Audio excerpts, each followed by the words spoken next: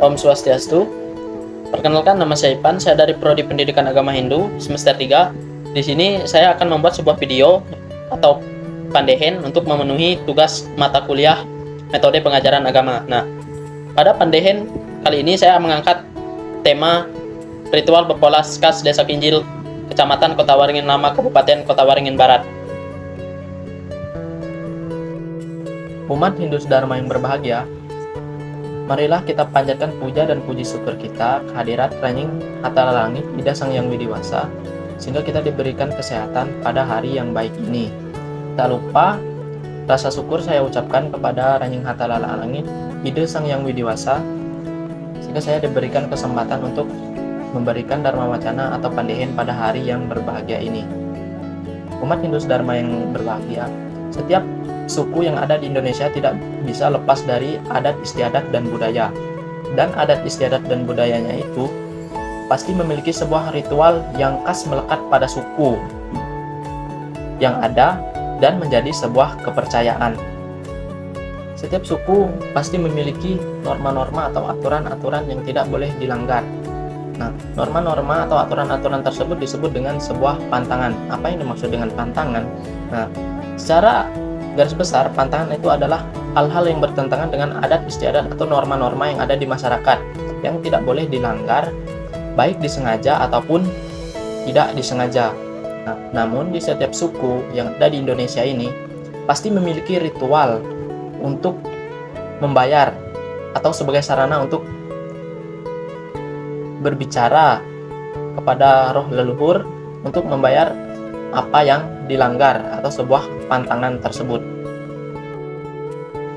Nah, umat Hindu Dharma yang berbahagia, sesuai dengan tema saya tadi, saya akan mengulas sedikit tentang sebuah ritual yang ada di Kota Waringin Barat.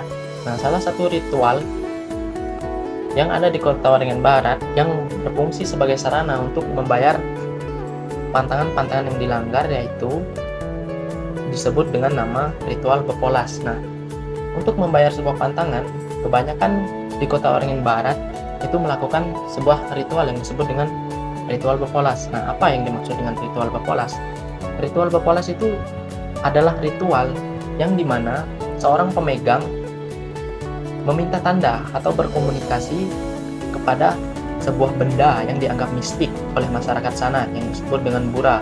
Nah, bura ini merupakan benda yang dipercaya didiami oleh para leluhur. Sebelum melakukan ritual bepolas, orang yang dianggap melanggar harus berada di tempat yang sudah ditentukan. Nah, selanjutnya yang harus disiapkan yaitu adalah sarana dan prasarananya untuk melakukan ritual bepolas ini, seperti kunyit, pisau, batu, dan tuak. Mungkin 4 benda ini yang harus ada dalam ritual ini, yaitu wajib untuk melakukan ritual ini. Nah, setelah itu, seorang yang dianggap sebagai pemegang pantangan akan berbicara dan menjelaskan pantangan-pantangan apa saja yang dilanggar oleh si pelanggar kepada bura ini, atau berbicara di depan benda-benda yang dianggapnya sebagai tempat yang didiami oleh leluhur. Nah, setelah itu dia mulai mengoleskan kunyit, mulai dari kening, pipi, tangan, lutut, hingga telapak kaki. Nah, setelah selesai melakukan itu, si pemegang memberikan pisau kepada si pelanggar untuk digigit lalu diletakkan ke rambut. Nah, hal itu dianggap sebagai berakhirnya sebuah ritual bepolas ini. Namun seperti yang kita ketahui, ini merupakan tingkatan-tingkatan yang masih kecil. Sebenarnya ritual bepolas ini memiliki beberapa tingkatan. Jenis-jenisnya yaitu polas besi 10, polas besi 11, polas besi 12, dan polas besi 15, tergantung dengan jumlah pantangan yang dilanggar oleh si pelanggar ini. Nah, jika polas besi 10, nah polas besi 10 ini sampai besi 11 ini merupakan tingkatan yang rendah. Nah, di mana si pelanggar ini hanya melanggar satu pantangan. Nah, dan yang kedua yaitu polas Bossi 12. Nah, polas Bossi 12 ini merupakan tingkatan yang menengah, di mana si pelanggar ini melanggar pantangan lebih dari satu.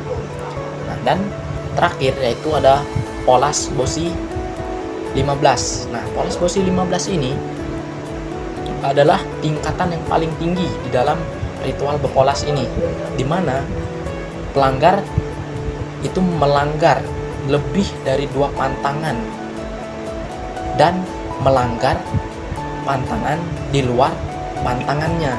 Nah, sehingga camuh antara pantangannya dengan pantangan orang lain. Jadi ini akan berdampak sebuah bentrokan yang dinamakan dengan Bandung. Nah, umat Hindu Sedharma yang berbahagia, tentunya di sini pasti bertanya-tanya, bagaimana jika si pelanggar tidak melakukan ritual berpolas untuk mengetahui pantangan-pantangan apa saja yang dia langgar? Tentu itu akan mendapat konsekuensi. Nah, konsekuensi yang akan didapat bagi si pelanggar yaitu contohnya seperti mendapat sebuah penyakit yang tidak bisa kunjung sembuh. Contoh, di Kota Waringin Barat, beras, sekam padi itu sangat disakralkan. Nah, hal itu membuat hal tersebut tidak boleh diganggu-gugat. Contohnya seperti dibakar, itu tidak boleh. Contohnya seperti padi yang habis dipanen, itu digiling, itu tidak boleh. Itu tidak boleh dilakukan di daerah Kota Waringin Barat. Apa yang terjadi jika melanggar? Nah, hal yang akan didapat contohnya seperti penyakit gatal-gatal, batuk, dahak yang tidak kunjung sembuh. Nah, itu yang bisa didapat sesuai dengan apa yang dia langgar. Nah, itu merupakan salah satu contoh yang saya berikan. Nah, apa yang bisa kita tarik kesimpulan dari penjelasan saya di atas? Saya mengajak umat Hindu Sedharma untuk menjaga adat, istiadat, dan budaya. Karena apa yang terdapat dalam adat, istiadat, dan budaya itu berkaitan erat dengan nilai-nilai agama yang kita jadikan sebuah kepercayaan. Mungkin sekian Dharma Wacana atau pandehan dari saya. Semoga bisa bermanfaat bagi umat Hindu Sedharma. Saya akhiri Dharma Wacana saya dengan mengucap Paranasanti. Om Santi Santi Santi Om Sahaya.